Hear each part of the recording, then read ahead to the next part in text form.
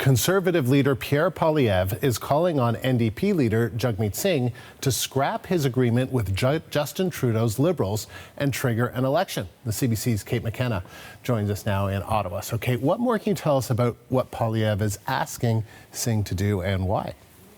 Well, Conservative leader Pierre Poilievre is basically calling Jagmeet Singh out, saying that if he truly disagrees with the direction of the Trudeau government, then he should vote against its measures in the House of Commons when it resumes in September and trigger a national election. Now, the NDP and the Liberals have been in what they call a supply and confidence agreement for some time now, where basically they've made a deal. The NDP gets some things on the legislative agenda, for instance, dental care and legislation around replacement workers.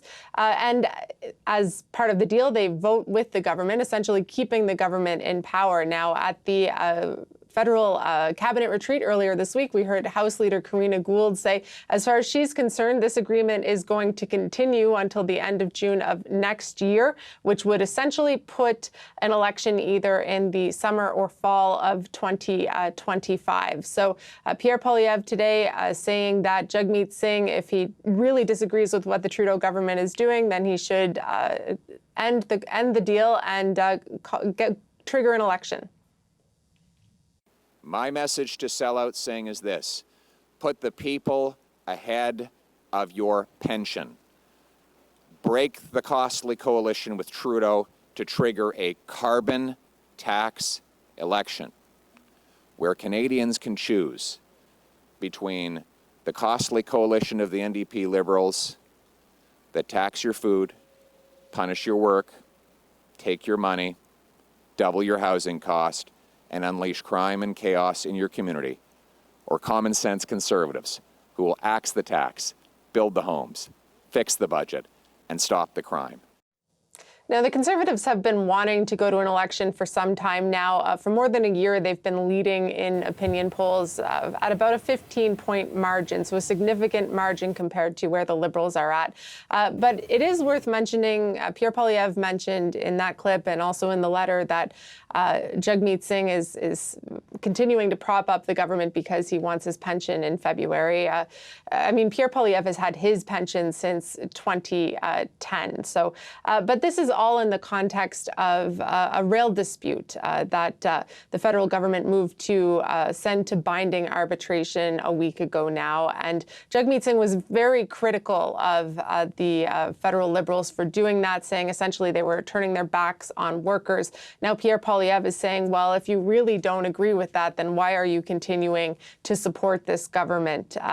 And of course, another key part of this, or key detail, is that there is a by-election happening right now in Manitoba that is seen to be a race between the Conservatives and the NDP. It's something both parties have really been pushing to get the Labour vote. Of course, the Labour is the bedrock of New Democrat politics, but we've also seen from Pierre Poilievre, he's going to shop floors, he's talking to the workers. He at one point said that if he's elected, his daily obsession will be what's best for the working class of Canada. So we're seeing more and more these two parties kind of at loggerheads. Okay, but how likely is it that Singh is actually going to force an election this fall? It's not likely. It's not likely at all. As I mentioned, we heard from Karina Gould saying that as far as she's concerned, this is something that's going to last until next spring. We did receive a statement from the NDP saying they're always willing to dissolve the agreement if they feel something meets that bar. But then the question, of course, becomes what meets that bar? The NDP has been critical of the government for a number of things. We can think of the budget. They were upset that there wasn't more money for the disability tax credit. They've been very critical of the government on foreign interference. And then, of course, most recently, the rail strike. But they do get things out of this agreement, and there have been tangible things that they've received, such as dental care legislation, pharmacare, the beginnings of pharmacare, and the anti-scab legislation. But Chrystia Freeland, the Deputy Prime Minister and Finance Minister, was asked about this today. Here's what she had to say. I think we need to really take these assertions by the Conservative leader with a very healthy grain of salt. The reality is, in recent weeks and months, we have had a steady stream of good economic news for Canadians. We have had inflation within the Bank of Canada's target range for 7 months in a row, down to 2.5% in July. We have had interest rates coming down twice, and market analysts forecasting they are going to continue to come down. Earlier this week, there was a cabinet retreat in Halifax, and I was there speaking with Liberals, and they told me and other reporters that they really feel like the financial pinch that Canadians are feeling will subside or at least lessen in the coming months as interest rates sort of tick down and inflation is ticking down as well. They're kind of relying on that or hoping that that's going to make a difference in their electoral fortunes, and that's sort of what we heard from Krista Freeland there.